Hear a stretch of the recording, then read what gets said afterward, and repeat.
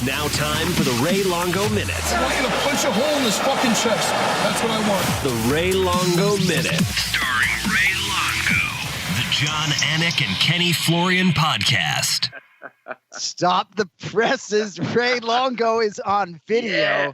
His hair is north, south, east, west in dire need of a trim, but you look good, my man. It's good to see you. John, look, after looking at you two guys, there's one thing that's evident. I'm the only guy without a Manscaped kit. That's it. I have nothing. Even Ken Flo. Look at Ken Flo, how good he looks. I was able to pressure someone into a haircut, and it came through. Came through. I'm going with the corn rolls this week. Yes. So, we're gonna be corn rolled. We're gonna play a game of cornhole, and we're gonna get corn rolled. Look at you. So we're gonna send a barber and a Manscaped lawnmower 3.0 to your house. I got to ask you. So Cody Merrow, our marketing guy, our social media guy, pushed out your Ray Longo Minute last week, teasing that you had an announcement. To which you responded, "What announcement?" Do you remember the show last week when you basically told our listeners that you weren't going to Vegas with Aljo? Did you forget the announcement? I have absolutely no memory of that, and I invoke my Fifth Amendment, Ken Flo. No, that never can we pull that up? Because I don't believe that ever happened. All right, so I'm sitting here. I got my corner audio sheet from our UFC producer, Zach Candido, and your name is not there in Aljamain Sterling's corner. I wouldn't be surprised if come Thursday you just say fuck it and get on a plane. But as we sit here now, obviously Aljo's got his circle. They seem to be living it up in Vegas as much as you can, given the circumstances, and they seem ready to go. No, we've all discussed everything. It's all good, man. He's with great people out there. You could see the group he's got, and I'm saying that camaraderie alone is going to get him through that fight. Al knows what to do in the corner, and it sucks, man. I really can't believe this is actually happening, but we did make the decision, and I got to tell you, Matt's a big part of that, man. I was actually going to go to Al's house. I was on my way over. He's like, don't go. What are you doing? So everybody's being very protective, which is good. Because I guess, I'm getting ready to be put out to pasture, I guess. That's what I'm feeling, Kenny, You know what I mean? It's not a good feeling. I mean, that's not true. But what a shitty feeling this is, really, because, you know what? I saw Mark Ratner there. You know what I mean? I was going to say, at least there's one guy that's older than me, but I really wanted to send out a text and go, dude, be careful. What are you doing? You know, if any of the guys over there try to take you for a walk towards the shed and you hear a little click of the shotgun, then just go the other way.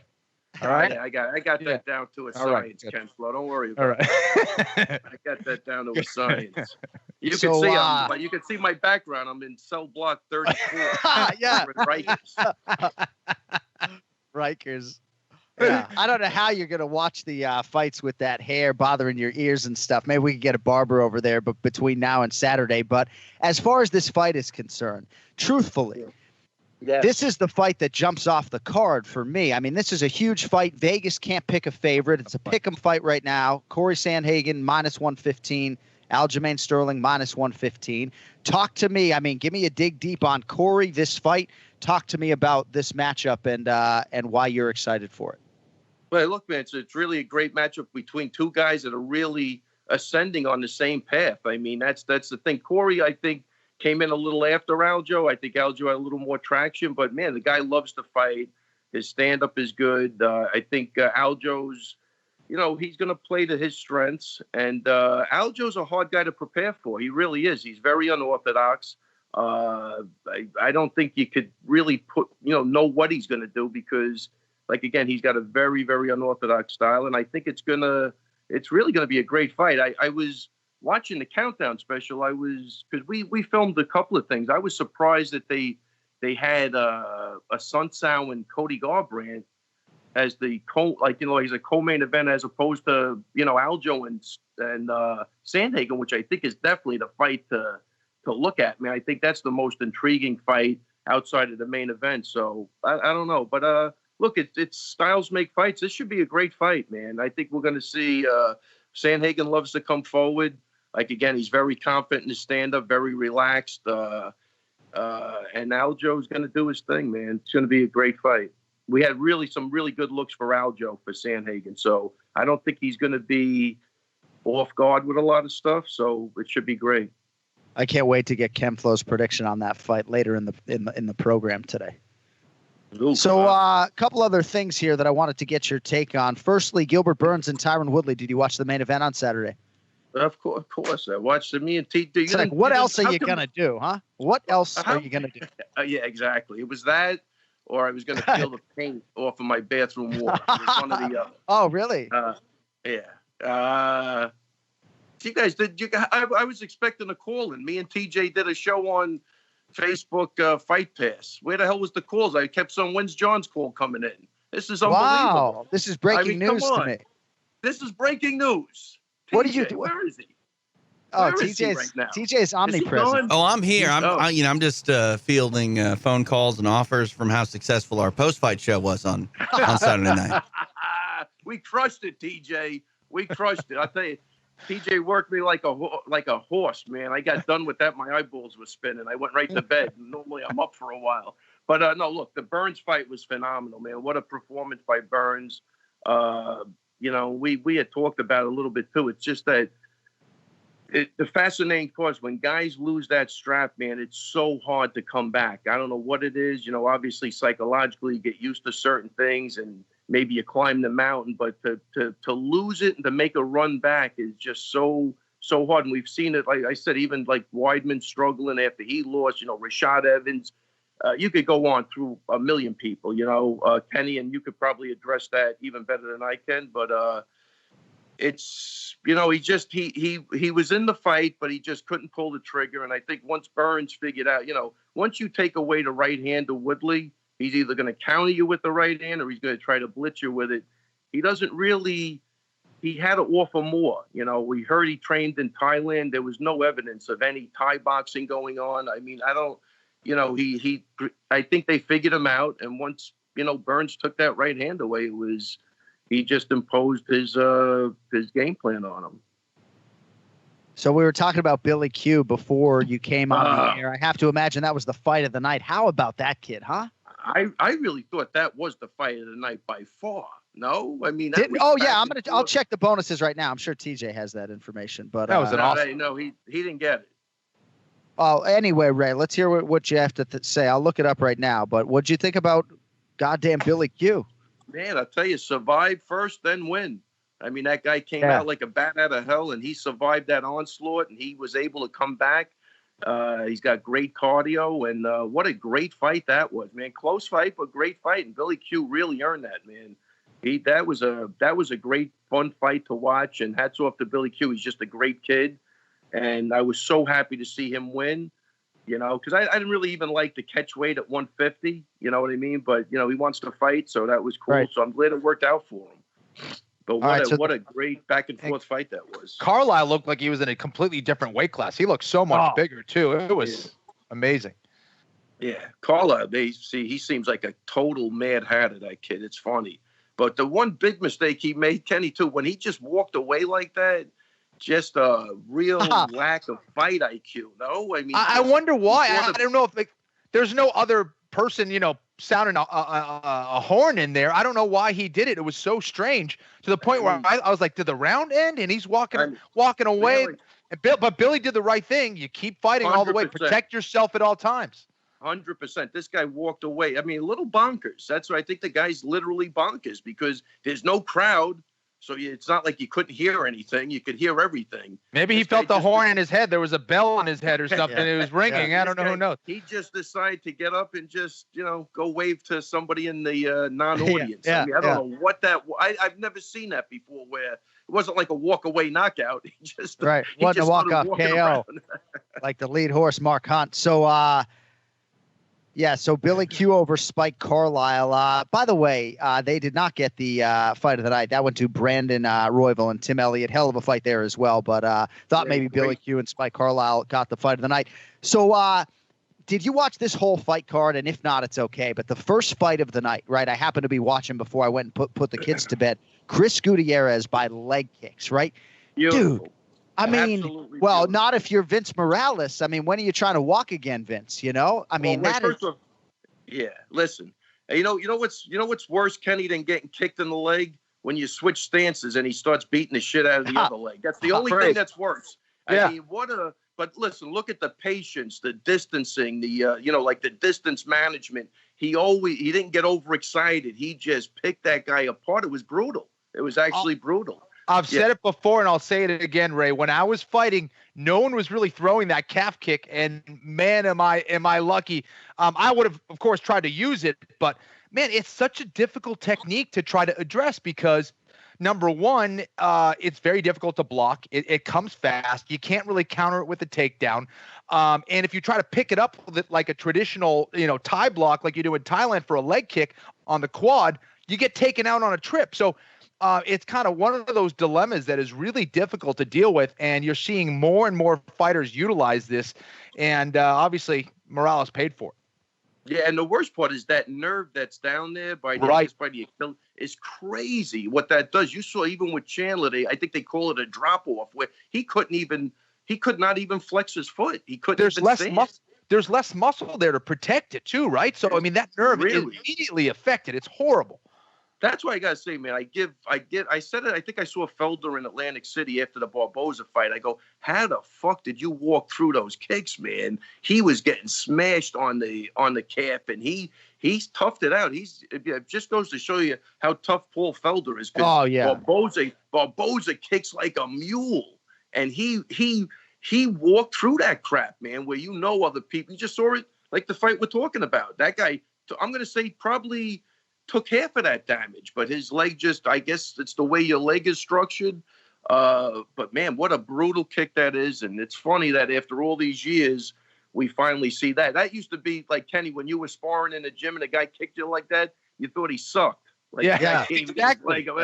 I do. You know what I mean? It was almost like that was the sign of a horrible fighter. He came to get his leg up. 100%. He's kicking you, and then it's crazy. You don't really feel it. You have the shin guards on, but once those shin guards come off, you're like, oh, that's a real move. That actually.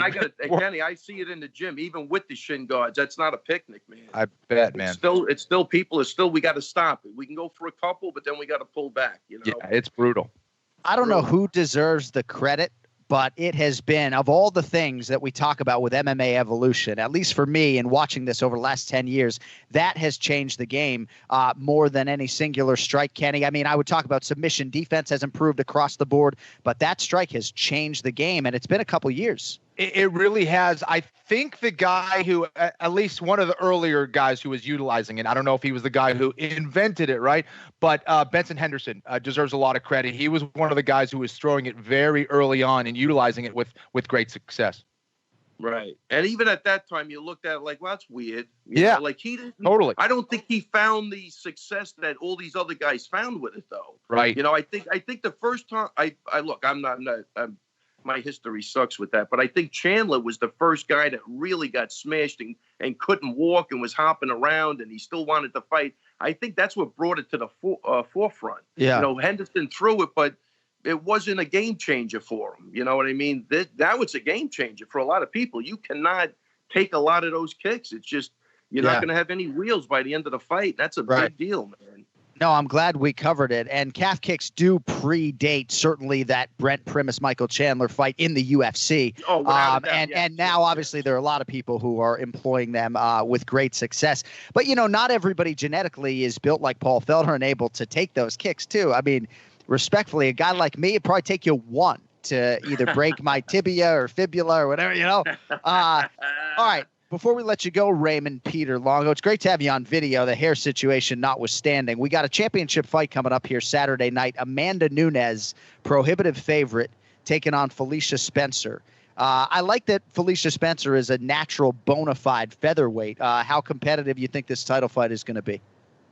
Well, look, we've seen – look, I do believe Felicia Spencer's unafraid. You know what I mean? I think she's definitely – you can't question her courage and her guts. I mean, the way she fought Cyborg, she was taking a bit of a beating. But I tell you what, I think it's going to be a grueling fight. If Amanda, I don't even know, but Nunes is just on a different level. But I think it's going to be a good fight. I think maybe the size of Spencer, and she's going to grind it. She's going to go forward.